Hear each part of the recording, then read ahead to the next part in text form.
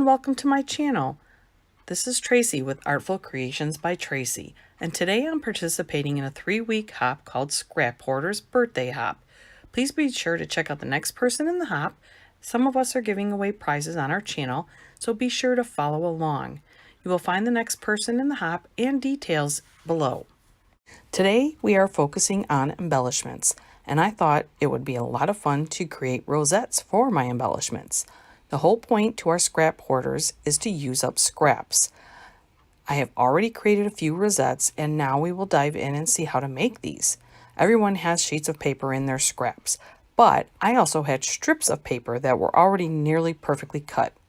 The important thing to keep in mind when creating rosettes is that your papers are nearly identical in size, and these are about 1 inch wide by 7 inches in length. I'll go ahead and make sure that the other strips are nearly identical, and while I cut those to size, I'd like to let you know that I will be doing a giveaway, so stay tuned for more details. It's not imperative that you are exactly precise in those measurements, just so those two pieces are pretty close in size, and using scissors works just fine. I will show you that the size of your rosette depends on the width of your paper. This is the 1 inch one, and here is a 2-inch piece of paper that will create these larger rosettes. Now it's time to drag out that scoreboard for the next step. To save time, you can score both your strips at the same time. If the paper is a little thicker, like mine, you may need to run the tool over it 2 times. The space in between each is a 1/4 inch. That will make your rosette lay flatter onto your card, scrapbook page, or whatever your project may be. In the beginning, I did show you the comparison of the taller rosette to the flatter one. The taller one was scored at a 1/2 inch. Now that both pieces are scored, you can see it better on the back. You'll start folding valleys and mountains to achieve the proper look, just folding it back and forth.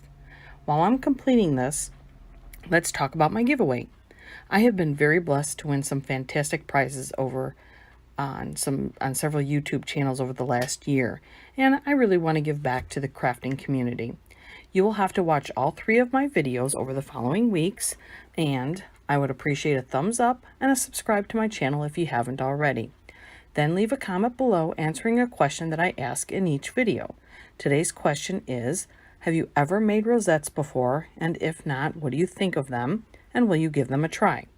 My prize will be a nice gift package of a lot of crafty things. Currently, this is going to be only for the lower 48 in the US. Now that we have both of those completed, I will squeeze them together tightly. This helps them to keep their shape. The important thing before you glue them together is to make sure that one side is a valley and the other is a mountain. This applies to both. If they are not, all you need to do is snip off one side.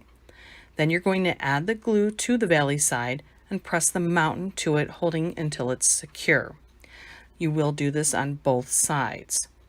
To make sure it's super secure, you can fold them up and give them a little more pressure. Once you have one side secure, now you're going to flip it over and secure the other side with the same method, adding the glue to the valley and adding the mountain to that and pressing it together. In order for the rosette to come together, you will need to cut out a circle, and I'm going to use my 1-inch EK Success punch to do that. Speaking of pattern paper, you don't have to just use pattern paper to make rosettes. Feel free to use solid colors too. Now, take the glued pieces and bring those center together, keeping the folds and bringing it in tightly. As you can see, this can be sometimes a little tricky. Now, the best method to securing this together is using hot glue. I've tried using my craft glue, but it doesn't always work best. And I thought my hot glue gun was ready, and it wasn't. So I'll set my bottle of glue on top just to hold it in place. And then while that gun is heating up, I'm going to work on those other rosettes off camera.